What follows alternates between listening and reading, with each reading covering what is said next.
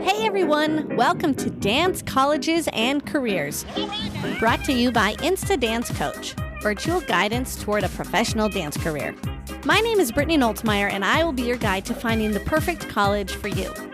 Dance Colleges and Careers is here to provide you with information about different dance colleges, what to expect, and how to find the right school for your dance type. Go to www.instadancecoach.com and click on the podcast tab to submit any additional questions. Follow me on social media at Insta Dance Coach, INSTADANCE Coach. Let's hit it. Hello, everyone. We have Melissa Lowe here. Hi, Melissa. Hi, Brittany. Okay, you guys, we are so lucky. She's had an incredible career. Okay, so Melissa studied in New York City at the School of American Ballet and ABT. And then she continued on to be a soloist at the Houston Ballet and Pittsburgh Ballet, right? Pittsburgh Ballet Theater, right? Pittsburgh Ballet Theater. And then a principal dancer with PNB out in Seattle. Correct. That's pretty incredible.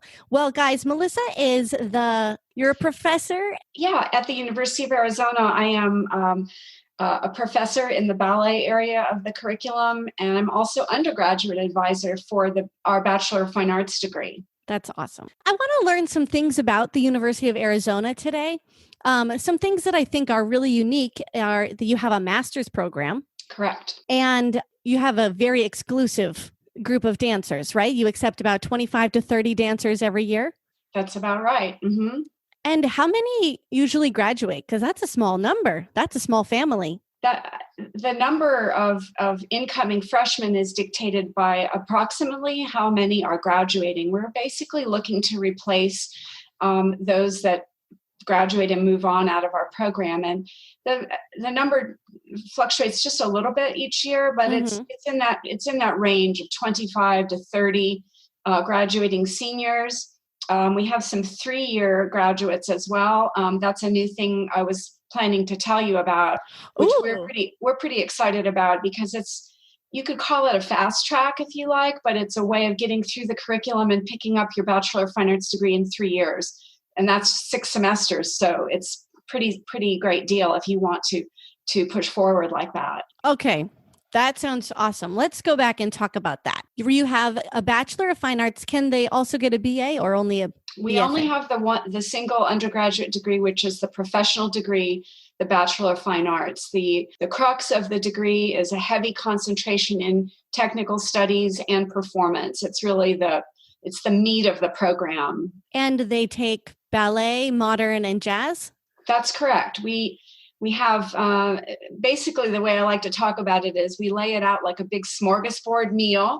Yes. So we have full complement of ballet and modern and jazz classes at various levels, of course.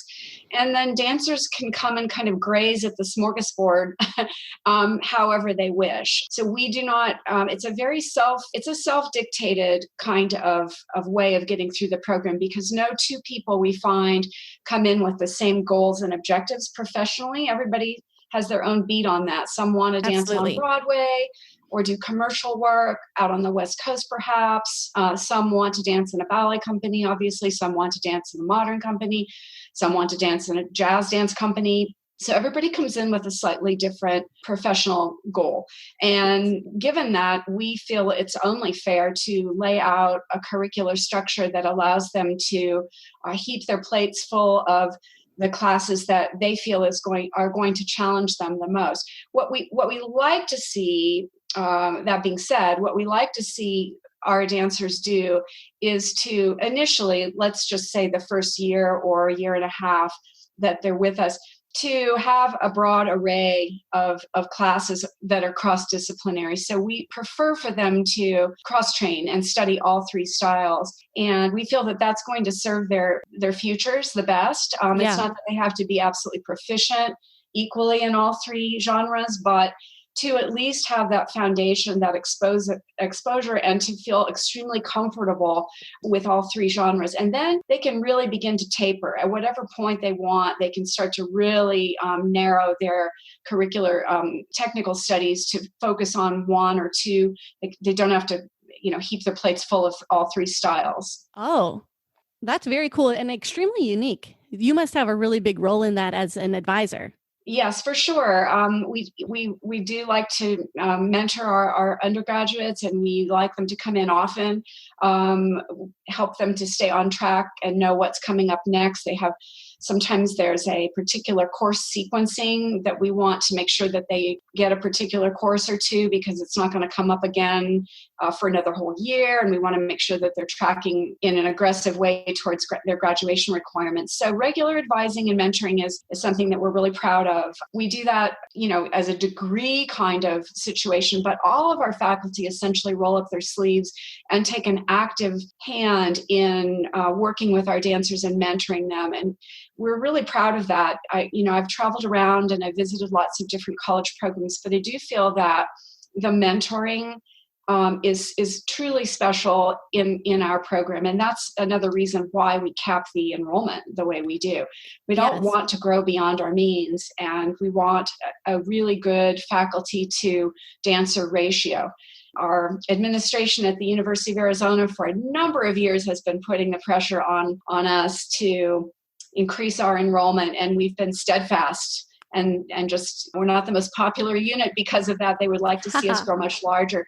But it doesn't appeal to us because we really pride ourselves on knowing everything about our dancers. Each one is unique. Each one has a different career path that they're on. So we know everything about them. We know where they're from. We know how they've been training before they came to us. We meet their parents. It's really kind of a family. When you only take 25 to 30 dancers, we know a lot about them, and we love and pride ourselves on having a hand in their development while they're here with us. That's really incredible. The mentoring, they are truly so lucky to get that from you.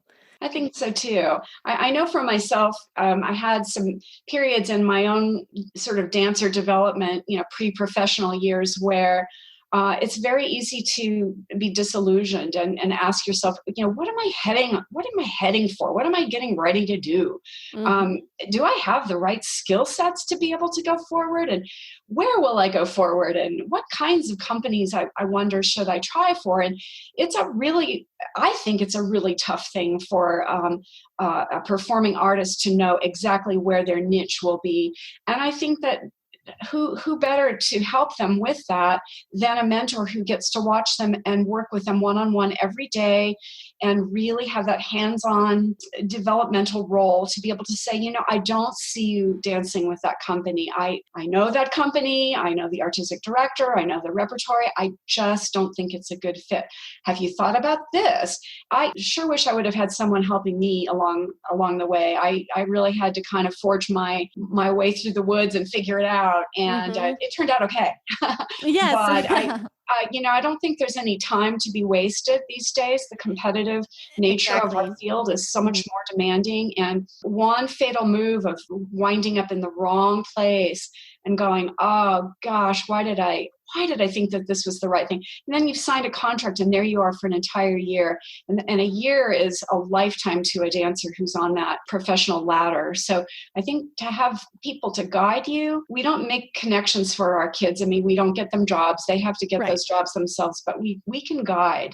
We can call sometimes if we know we all are professionals and stay active in our field. So we all have great connections. And many times we will pick up the telephone and say, you know what, there's a really beautiful dancer we're sending you next week for your audition. Please keep a lookout for her. And maybe we'll say a word or two about him or her.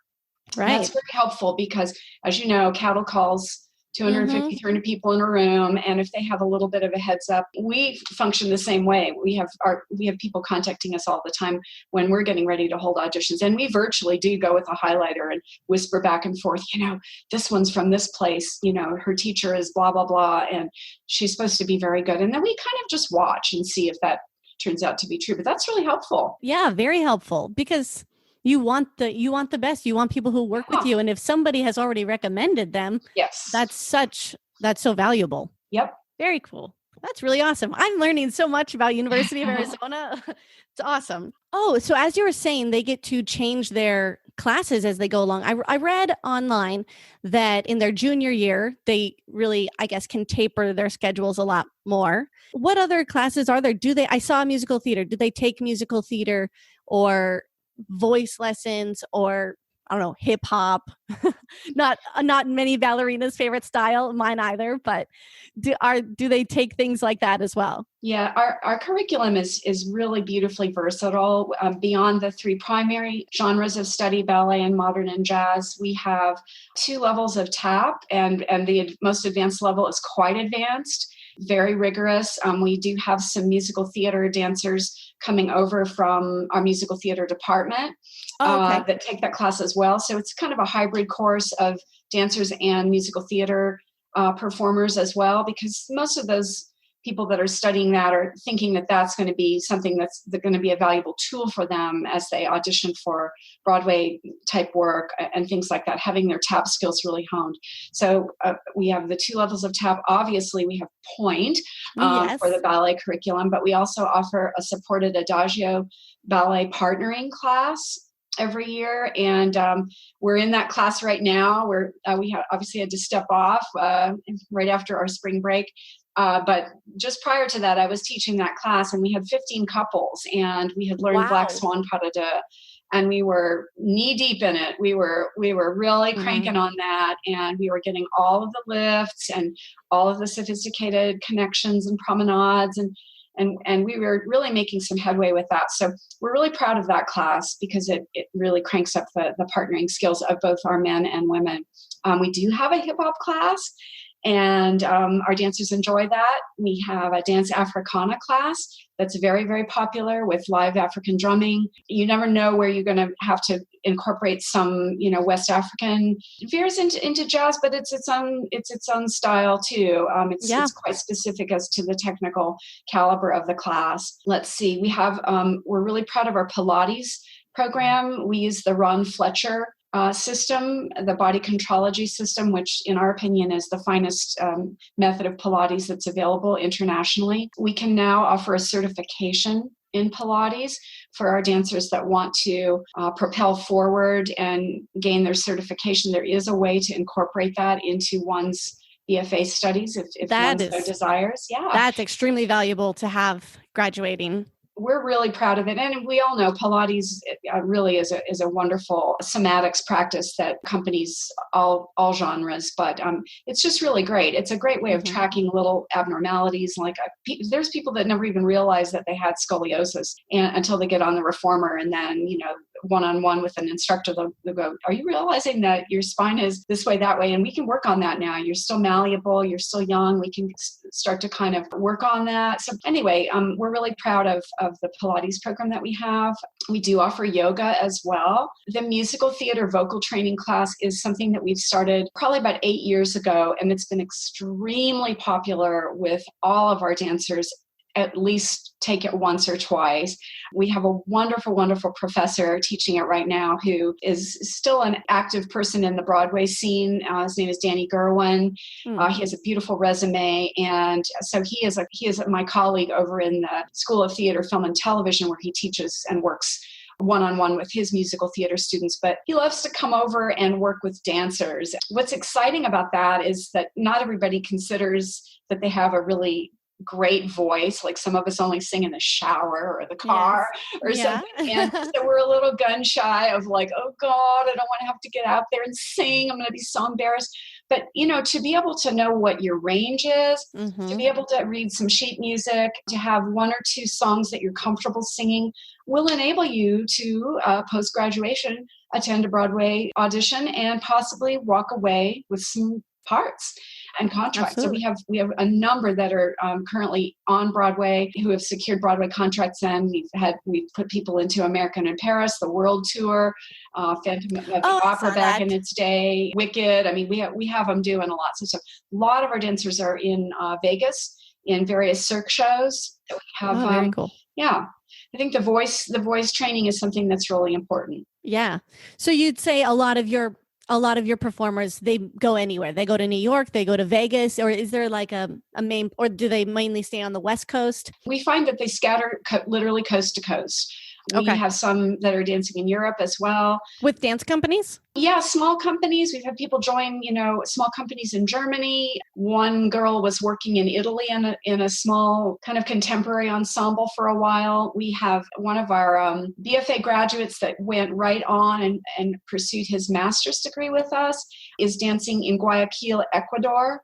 And he went right from just doing a part-time teaching job to being artistic director of a performing ensemble, and they perform with live orchestra. So he just launched his whole career on the other side of the planet. So yeah, we have people everywhere. That's really unique. That's super cool. You can check our website. There's an alumni page or link. If you go to the School of Dance website at the University of Arizona, you will see, if you click on alumni, there's a huge roster of where are they now? Yeah. And it just keeps growing. We placed a dancer into Paul Taylor's main company just last year. Wow. A young woman graduated right out of her senior year and was promptly hired by Paul Taylor 1, not 2. Paul Taylor 1. Yeah. Wow. She must be pretty fantastic and had excellent training. She is. She's from Bermuda. Oh, yeah. She's an international citizen, but she was just stellar in our program, and we're super proud of her. That's incredible. Okay, something I think is really interesting. I saw that you were heavily influenced by your dad, and he believed in academia and college and school, right? He was a college professor as well. Yes. So where did you hear that? That's great that you know that. I did my research. Uh-huh. And that's something very interesting for me because a lot of young dancers will say, I'm not going to college. I need to dance. This is my time before my body breaks down. And as a very firm believer in college and school and the maturity it gives you, I'm interested in your feedback as a ballet dancer, how you feel about that, or if you're like, don't go to school, or as a ballet dancer, yes, that is really important. You're 18. Now is your prime time. That's such a great question. It's one that keeps surfacing inevitably with every crop of dancers that are considering the very same thing right out of graduating high school.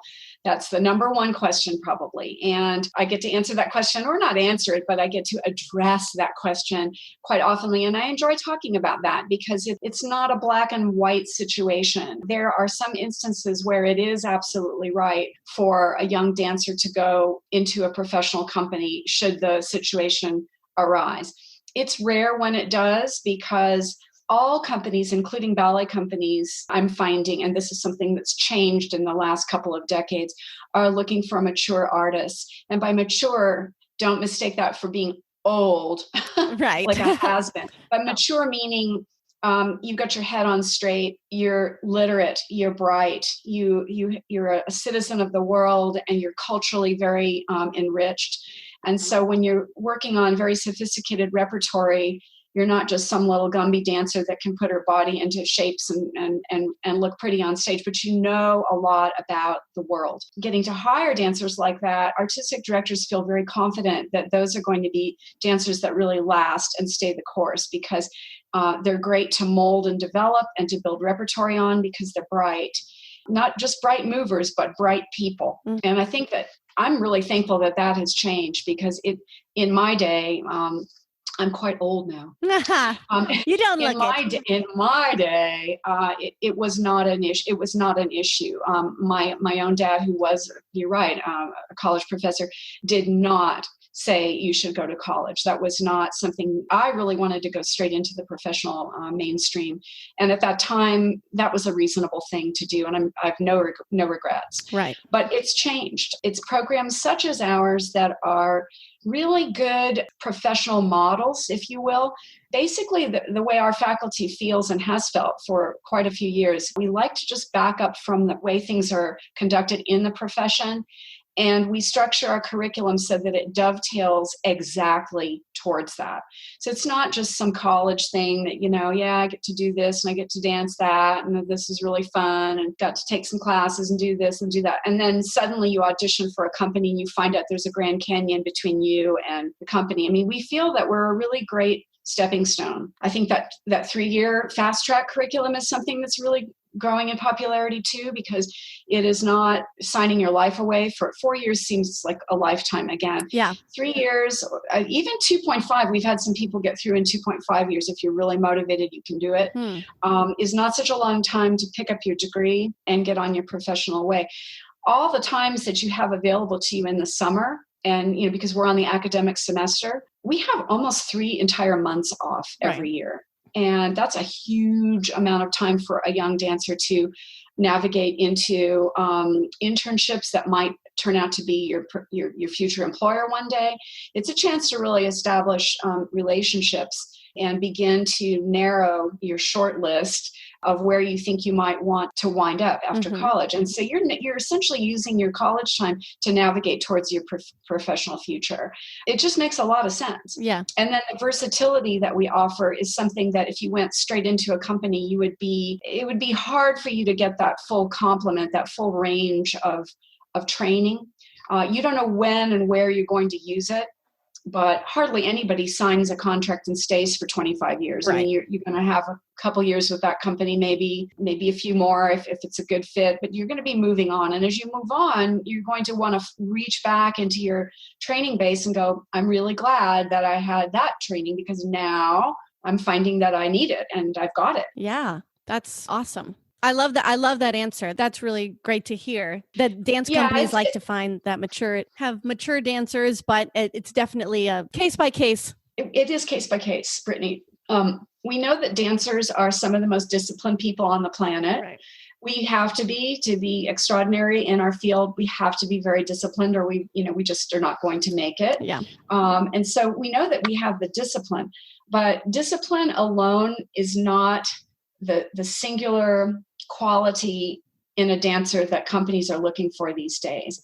When I say have your head on straight, what I mean about that is that you're peaceful in your own self, you're comfortable with yourself, you're not pitting yourself against others and vying for this and vying for that and nervous and high-strung, wound up, and little tiny emotional upsets can derail a dancer who is not peaceful. I think the peaceful, harmonious quality is something that comes by being in a program that is really developing and kind of sculpting you and bringing you out, noticing your weaknesses, and let's work on that weakness. Let's put that in the rearview mirror. And so that I find that companies don't often work that way unless it's a very small company. Maybe it's like 6 women and 4 men or whatever it might be. Right.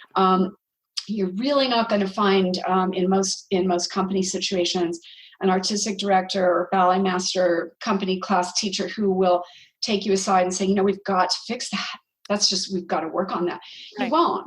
What you'll find instead is you'll go and look at the casting board and go, I didn't get that. I didn't get that role. I don't know why I didn't get that role. And no one will sit you down and tell you. Right. And be like, well, no, you weren't right for the part. That's all you'll get. You won't really get, here's what you need to work on. Very rarely. And so that's what the college experience can really give you. You really learn a lot about yourself and you learn to shore up your weaknesses. Mm-hmm. I don't like to use the word disguise, but in fact, we all have weaknesses. We all have shortcomings, like I wish my body was this way, that way. I don't have everything on my equipment list the way I wish I did. Some of these things I can still change, but some of them I can't change. It's in my DNA. Well, then how are you going to work with that? Yeah. Can you focus the audience's eye and the artistic director's eye on something else that you do better than anyone else in the room? So it's learning to know yourself and learning to focus on your beautiful strengths and put those forward for people to notice before they say, oh, you know what, the feet aren't so good on that girl or something like that they would never even think to look down there because there's this radiating presence that's just so beautiful. You just got to hire that girl. It's finding a program that will draw you out and work with you in that way. Yeah, I love that. Thank you. Become an Instadance insider today. Instadance Coach is virtual guidance toward a professional dance career. It is an exclusive program for the serious dancer. If you are a dedicated, passionate dancer with drive and hunger for success, you can apply today at www.instadancecoach.com. Okay, so the 3-year program is very interesting. I'm wondering because when I graduated, I had a lot of dual credits and it was starting to become a thing. And now there's all these AP courses and the 3-year program. Is that really only going to be for people who've already taken all these credits when they were in high school? Like, is that your only chance to really get out in 3 years? You need to have been working hard in high school? It's a great question because it's very helpful if you do come in with some AP credits or dual enrollment, clipping out of things. It's very helpful, but I'm still talking about the 3-year program for somebody who is coming out of high school with no deficiencies, but hasn't really gotten anywhere with AP credits or anything like that. I'm talking about somebody who's just straight out of high school, did well, got, their GPA was solid and everything, and they got into a college and they're ready to go on day one. You can still do it in 3 years because what we find now is extremely popular is using alternative semesters. And by that, I mean, we have a winter session, which is 3 weeks between the fall and spring semester. Oh, yes. We have 3 different summer sessions at the U of A. We offer what's called a pre-session, which essentially starts the next week after finals in May. And then 2 summer sessions that are 6 weeks long. And it's a way to chisel out. You can knock out about 6 gen ed classes. So it's the gen ed part of the curriculum that our dancers will tackle during these alternative semesters. Some will do them here in residence because they like Tucson, or maybe they've taken up residence here and they would rather be here than they would be anywhere. Yes. But so many things now are offered online. Yes. Yeah. Now these days. Yep. So it's a way, it's a way to keep ticking those general education requirements off, and they just fold right on in. And when you come back to the academic semester, you've gotten a lion's share of those things done. And so then you're just kind of chiseling away at the actual dance part of the curriculum, which is the mainstream. Right. And you want to be doing all of that anyway. But you're able to really, what I find with that 3-year program is you're able to really dive in there deeply into the performance aspects of what we do here. We have a huge performing season. We've done some comparisons with colleagues that we know in other institutions. Because we have our own theater, this is something I always like to talk about as one of our strengths. The theater was designed to our specifications and we own it. Wow. We live on that stage and we can shape our season around when we want to be performing. And so we have a huge roster of campus performances with a very sophisticated audience base that supports us and comes to watch everything we do. But we're talking about 45 plus actual performances on a world-class stage, fully lit and costumed and to sold out crowds. And so what that affords us is, first of all, the experience that the dancers get to have, but you're building your resume is the other part of it. So we haven't even begun to talk about the masterwork repertory that our program has. We have very talented faculty that are creating works on our dancers, and that's hugely valuable because there are masterworks, and it's great to look in a history book and say, yep, I did Balanchine's Rubies, and that's a notch in my belt. Mm-hmm. We'll talk about that in a minute, but it's also great to have faculty working with and building repertory on the talent that they have in front of them, that you're part of an originating cast. You are originating roles that are being structured and built on you. The faculty have chosen their music and they've got 16 dancers and you're one of them. And the work is, let's try this, Brittany. Let's try this, Brittany. Yes, let's go with the last one that you just did there. I like that movement so well. Let's go and teach that to everyone. And so you're part of the originating cast. It's really special. But then these masterworks, we've been committed to licensing of great works and a full range. It's so numerous, I don't even know if I want to rattle them all off. But in the ballet part, which I'm most familiar with and am responsible for getting some of these contracts, we're talking about a huge roster of Balanchine. My husband and I dance for a Balanchine company, PNB, and so we have a great relationship with the Balanchine Trust. So we've done a huge roster of Balanchine, but beyond him, we have done Christopher Wheeldon, we have Jerome Robbins, Alexei Rotmansky, Jarrell Grand Moultrie, And most recently, in the last several years, Jessica Lang has become a great choreographer with whom we've struck up a friendship and a relationship. And she enjoys working with our dancers very much. And she sees the talent base that we have. And so we've been just thrilled to be able to do a Jessica Lang work. We're on our third contract with her now, coming up for next season. 2 different works are slated for performances. And then I think my coup de grace was Nacho Duato. I think I could have just stepped aside and said, okay, that's it.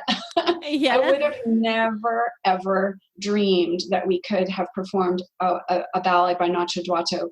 But we negotiated that contract, and it was the most awesome experience. I can't even begin to describe how incredible that was. Wow. That's very, really cool. And then, of course, I didn't talk about the other genres, but, we have a full complement of modern masterworks as well. We've slated in Company B for our next season, Paul Taylor. Oh. We've done Esplanade by Paul Taylor and 3 Epitaphs by Paul Taylor.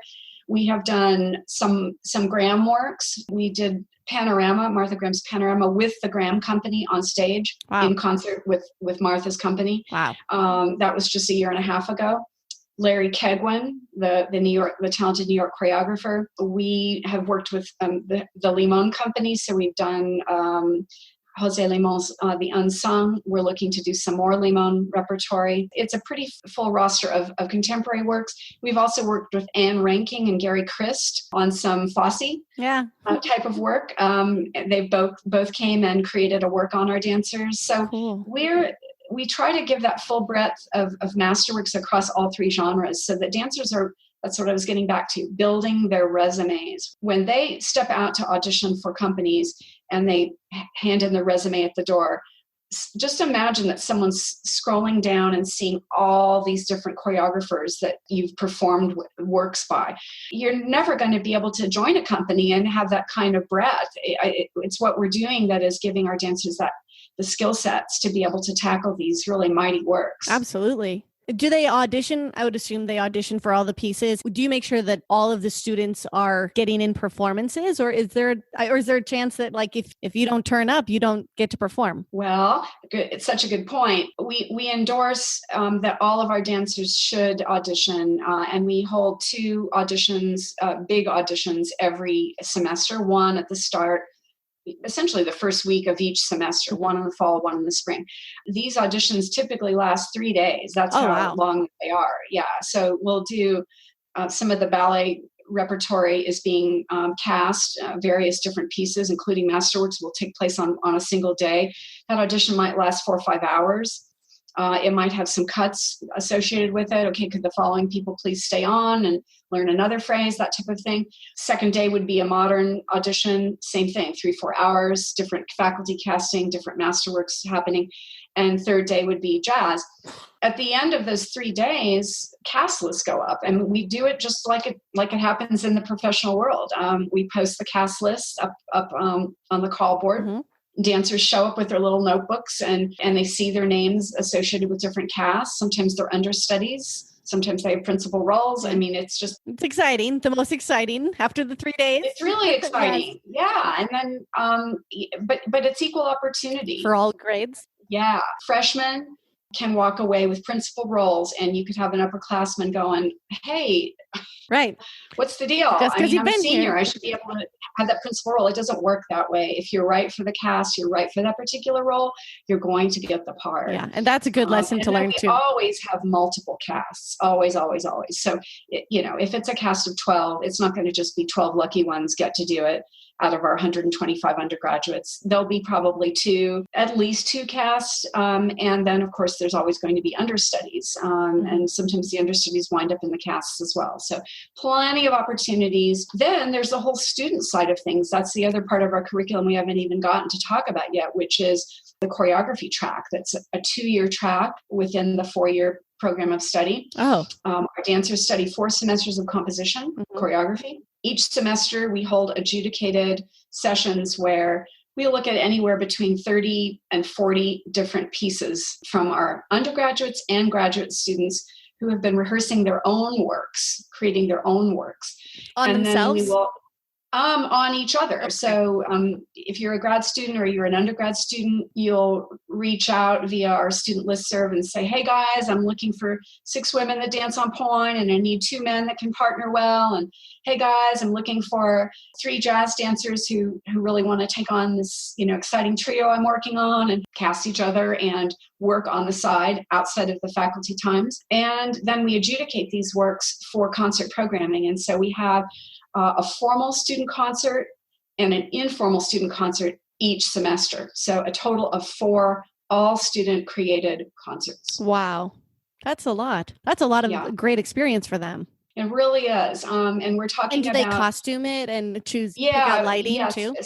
So of the 4, when I say formal, meaning it's on the concert stage, working with our lighting designer and technical crew and staff, and working with our costumer to costume the piece. So fully, they get to work with your costumer. They don't have to buy the stuff and bring it in. Well, they sometimes from stock we can come up with things that are already built. But if in stock we don't have it that can be utilized for the student works, if they innovate their own design, then they probably will have to have a small budget of their own. We don't help to fund that, but once in a while we will. We've had some pieces that are done in blacklight, really innovative things, or dancers have their own lighting equipment that they're using on stage, and so their costuming has to be very specific. And if we've programmed it, we'll dive in there and help to make it come to full fruition. Our fully produced works. Wow. And that's only if they're in the choreography track? Well, the choreography track just helps them to amp up their choreographic skills. Mm-hmm. As freshmen, we introduce 2 courses that prepare our dancers for the composition courses. Yeah, in preparation, we start comp classes in the sophomore year, actually. So the freshman year is where you garner some experience in improvisation, and working with music and rhythm. And both of those classes are companion classes that we feel offer our dancers the best preparation to begin creating their own works. We know that everybody improvises as part of what they do in the studio from time to time or on your own, but this is an entire class in improvisation. So dancers for an entire semester will study improv, and they will learn how to really get deep into it, and to be very sophisticated improviser, and to think out of the box technically sometimes and think more organically. What does that movement feel like to me? Or what do I want the audience to see? Then you're no longer looking at yourself in the mirror going, how high is my leg? Did I do 3 turns? How high did I jump? Blah, blah, blah. You're going, okay, what's the texture of that movement though? What does it feel like? How dense is it? How does it correlate to the music?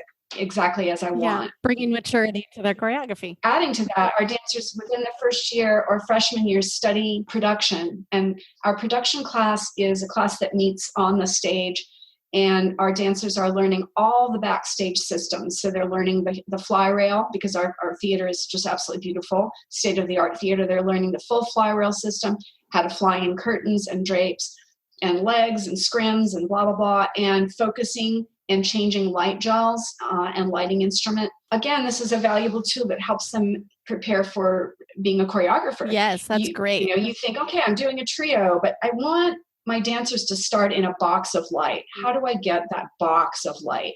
What's the lighting instrument going to look like that's going to give me that effect?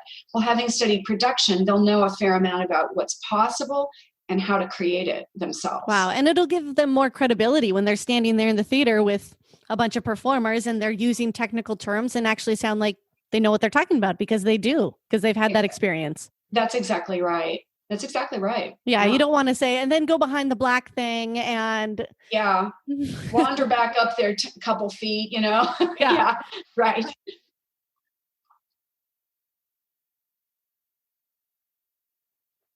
Oh, you know what I would love to hear about? It says one of your current areas of research led to the development of a movement therapy program in Tucson for breast cancer patients and survivors. That just sounds so interesting to me. I would love to hear some information about that if you don't mind sharing. In that area is just one area that we're really interested in. For me, it came out of working with one of my graduate students at that time, who was a movement therapist. That was her trade. And she came through our Master of Fine Arts program. And so in working with her and guiding her as her mentor, I became really fascinated with the work. I'd never known anything about it. And I'd never thought of myself as a person who could use my skill as a ballet dancer to help people. But in fact, we did two test groups the very first time we offered it. And we went to the University Medical Center, and we spoke with a female oncologist who was also interested in what we had to say and was interested in working with us on a pilot study. So we got a sample group that signed up electively and said they were currently getting treated for breast cancer. Some of them had radical mastectomies. Some of them were just starting out with their chemo. Some were already in remission and were recovering. Nonetheless, this was a group of about 20 women each semester that were our pilot study.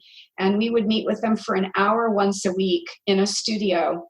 And the first couple of times we met with them, I can't describe how ineffective it felt. We were just giving them basic, we would play beautiful music and we would just give them basic movement that we thought would feel good to their bodies. And for absolute beginners, right? Yeah. Oh yeah. None of them really had any formal dance background, but still, we worked on foam rollers, laying on the floor. So they did a lot of chest opening and relaxation of their neck. But they all had their scarves on.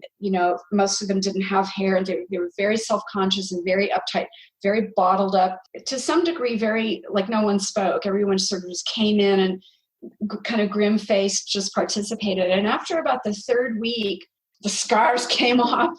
And they were freely moving about the space and releasing tension and releasing emotion and laughing and crying and using movement as a way of healing. And so it was probably the most remarkable experience that I had as a dancer in terms of how satisfying emotionally that was for me. A whole different feeling than stepping out and performing a beautiful solo and having the audience go, yeah, that was really good.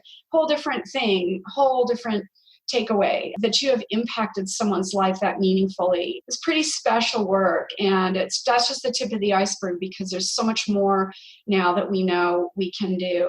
Some of our Masters of Fine Arts students are working with Parkinson's patients. We have done work with children who are autistic.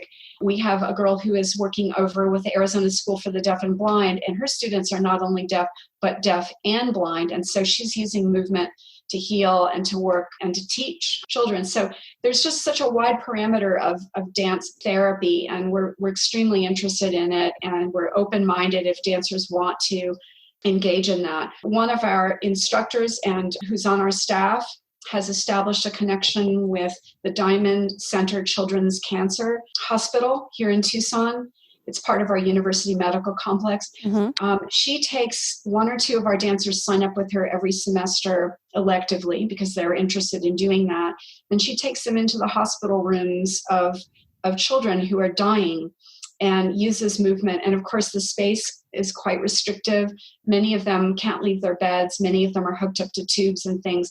But dance can be, what can you do with your eyebrows, and can you move your fingers? You're dancing, and giving them little things to actually move about. Maybe it's a scarf or a feather, and playing beautiful music and watching their hearts fill, and watching their families and watching the nurses around see the magic of that.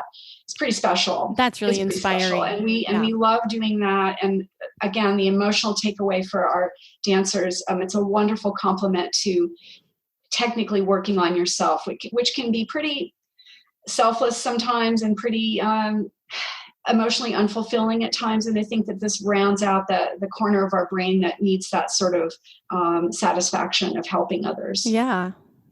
Wow. That's an incredible program. Thank you so much for sharing that with us. I have one student right now who was just asking me about dance therapy, and she's a high school dancer now, and she doesn't know if she really wants to be like a professional dancer, but she was like, I wonder how I would go about that. Would you, I don't know. Do you become a therapist, or do you continue dancing? I guess you kind of had the molding. I don't know. I think college would be a perfect atmosphere in which to explore these things.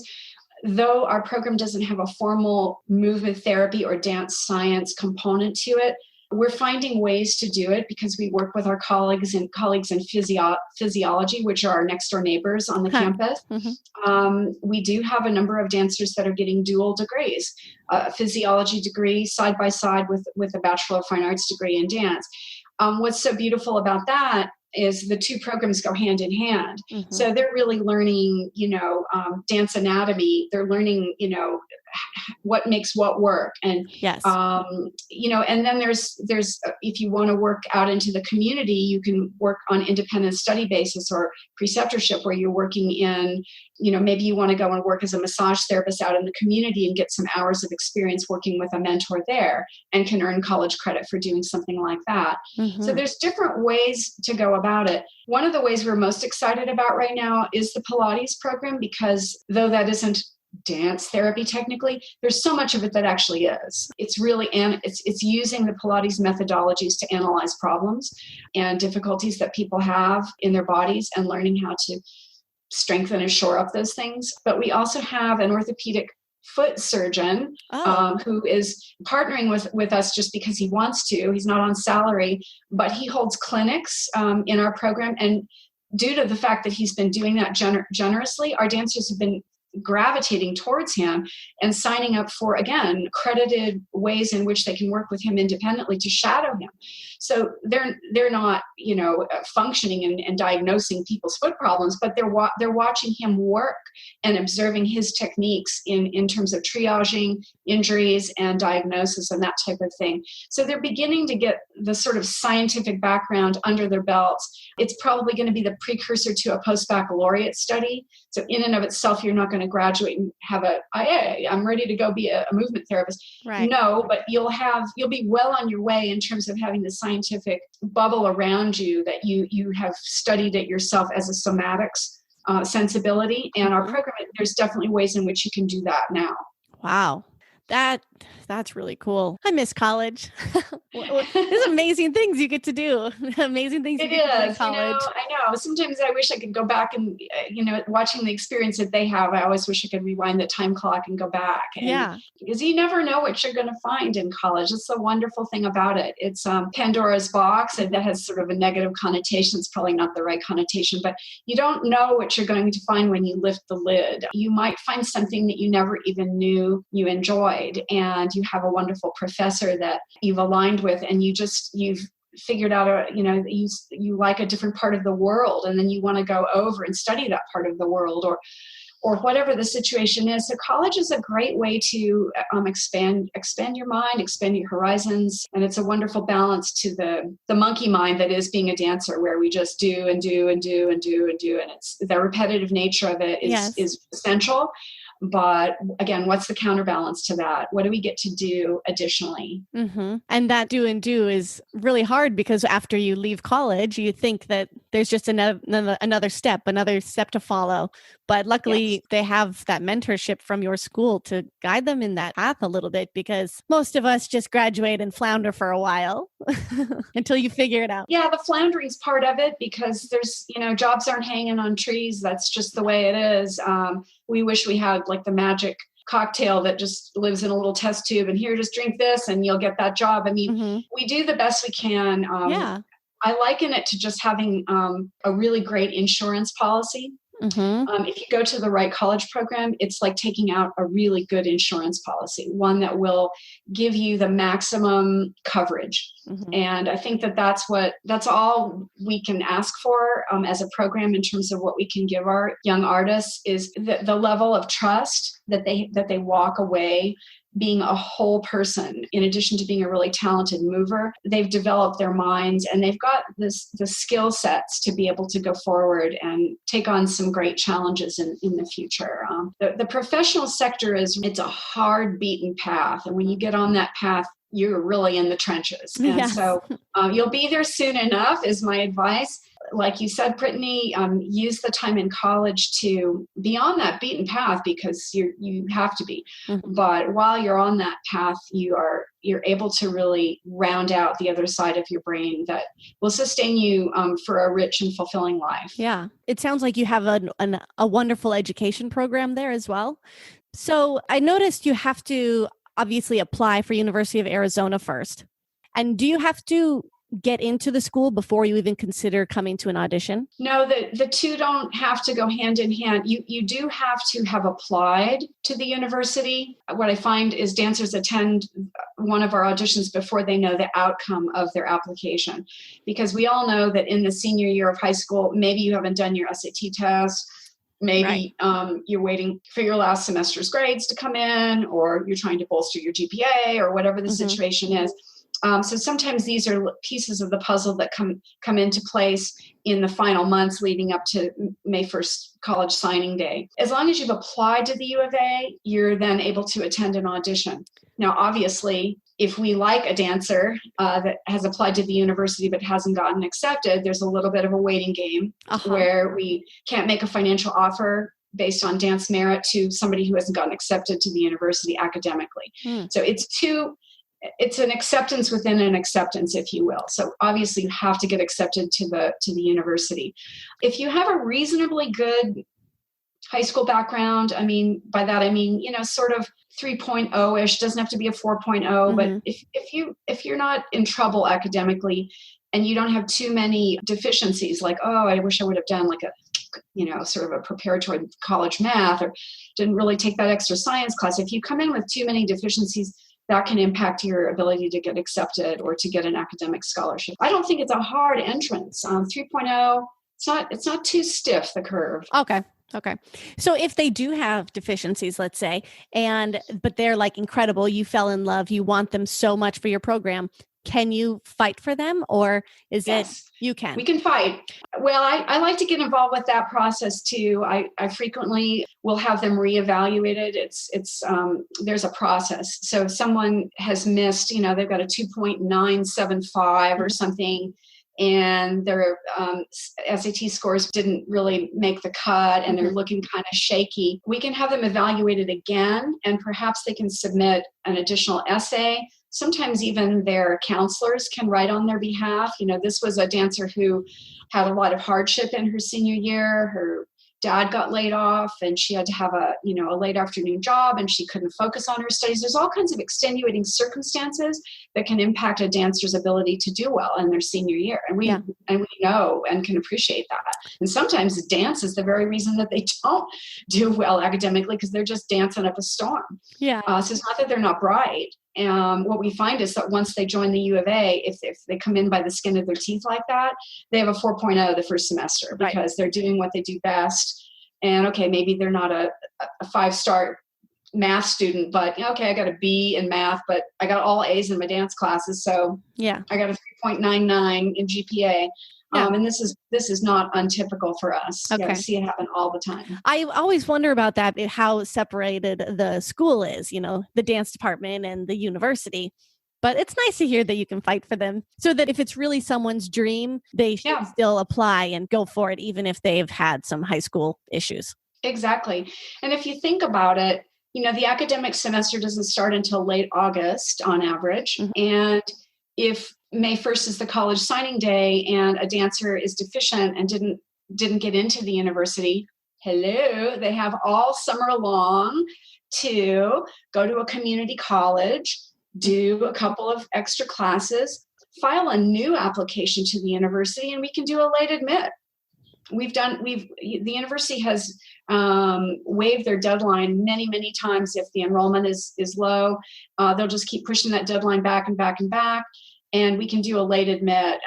We've had literally people show up on the doorstep, it's like a day before the start of classes, and they just squeak through the door. And once in a while, maybe they'll come on in spring. It's not ideal if they miss the fall semester, because things are sort of ordered in a way that it's kind of good to start methodically in the fall. But we've had it happen a few times that someone had to bolster their GPA and make the entrance cut to the university, and they worked during the fall at a community college to do that. And then they came on either the next academic year or they came on in spring. Okay. Let's see. Do you have anything else to add? I think I learned a lot about University of Arizona today. I'm excited about it. Thank you. It's a great program. Sometimes I feel like when I'm talking to dancers that we're recruiting, which is what I'm doing right now, I feel like I'm sometimes doing a little arm twisting. It sounds like I'm trying to sing the praises of our program and, lure them away from some other place that also wants them. But I holistically believe in my heart of hearts that what we have here is a really great thing.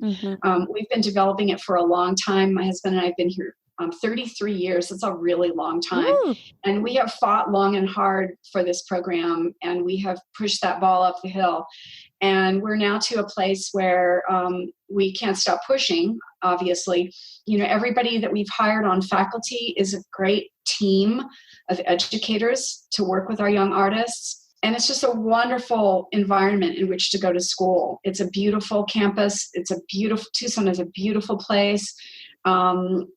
It's just a great environment in which to go to school. I do believe in my heart of hearts that you can accomplish a rigorous conservatory model, which is what we drive here, in the midst of kind of a Research One Institute, which is what the U of A is. I mean, for God's sakes, we landed the Mars lander was built right next door to the dance program. It was constructed by faculty and students. Wow. The Mars lander. Wow. Yeah. So, and we're discovering cures to, diseases and things at our medical centers. So it's a Research One Institute, but within that, the dance program is its own little island that lives on a much bigger island. And so the world feels quite small when you're in the dance program. Incoming class being 30 people, you're going to know those people inside and out. They're going to be your best buddies. It's a very, very tight community. Our dancers are very tight with our faculty and staff. That's a great nurturing place in which to grow as a young artist. I really feel that in my heart. Wow. Yeah, that's amazing. It sounds like an incredible school. Well, everybody, this is Melissa Lowe, and her husband is Jory Hancock, the dean of the University of Arizona. But let me correct that. Okay. He served as dean of the college for 8 years and stepped down just 2 years ago. Okay. What he does do and has done all the time that we've been here is direct the dance program. So he is serving as director of the School of Dance. So he's the director of the School of Dance. Yes. And she is a professor in the dance school and director of student services. I'd love to talk to you again if you find that there are other questions that people in your audience have, either specific or general. If there's another time we want to do this, I would be certainly open to fielding more questions as they come up. I love that. Thank you so much. I'm sure as we get going, I will definitely want to contact you again. And we'll see what I think it's a much needed service. What you're figuring out how to do. I think it's when you go around, we've done a lot of going around to various high schools, have like a college day, college fair, and you're seeing dancers and they're going, okay, I'm getting to the end here. What am I going to do? And it's just, those can be kind of effective because you're able to, do short one-on-ones with people, but it's so scattered. And I think that what you're able to provide is a venue for people to log on and listen and learn and see a breadth of programs out there and be able to then field some questions. Yeah. I think it's really, really important because this is a crucial time. Yes. Deciding what you're going to do, when you're 17 or 18 and what's that next, what is that next step going to be is perhaps in the incubation years of being a dancer, it's probably the most pivotal step. Absolutely. You take a wrong misstep and you could be way off course. And so it's emotional, it's nerve-wracking. And so I think you're providing a really valuable service. Thank you. I grew up in North Dakota. My heart is really into this for dancers who don't know what is outside of their state because there is not a single dance program in North Dakota. So I had to literally travel. It was really difficult and expensive and I had no idea where to go. But my mom owned a dance studio and my sisters went to school for dance and arts, but I still had no idea. So I feel like I should have had a little bit more guidance there, but it's hard. It's very individual and it's hard to see the school without, by just looking at the website. Oh yeah, no, it's bewildering. Yeah. It really, it is. Absolutely and you have no idea what anything means. No. And right. And unfortunately, and parents are very well-meaning. So I don't mean any disrespect at all in talking about parents, but I think a lot of times they need to look at the financial side of things, which of course we understand that it's practicality. If there is not the means to send your child to college, that's the end of that story. So, Right. Lining up scholarships like ducks in a row, and then sitting down at the kitchen table and measuring this program versus that program, and how much are they paying you here and what are you getting over there?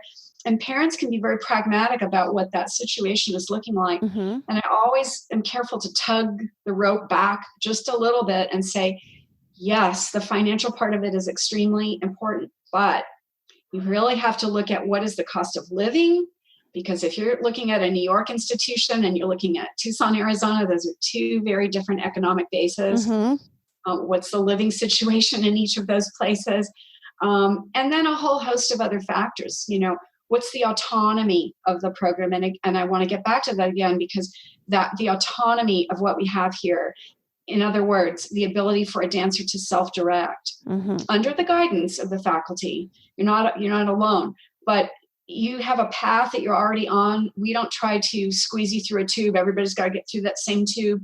You are one individual on a path, and we will guide and shape you, but you'll be on your path from the moment you walk in the door to the moment you walk out. Mm-hmm. I think that's pretty unique. And as best you can, if you can ascertain if that's the situation from one program to the next, it's a very valuable thing to find out as you're looking at that next step, because I don't think I was any different than any dancer today. What I always ask myself is, when I wake up in the morning, what do I get to go and do?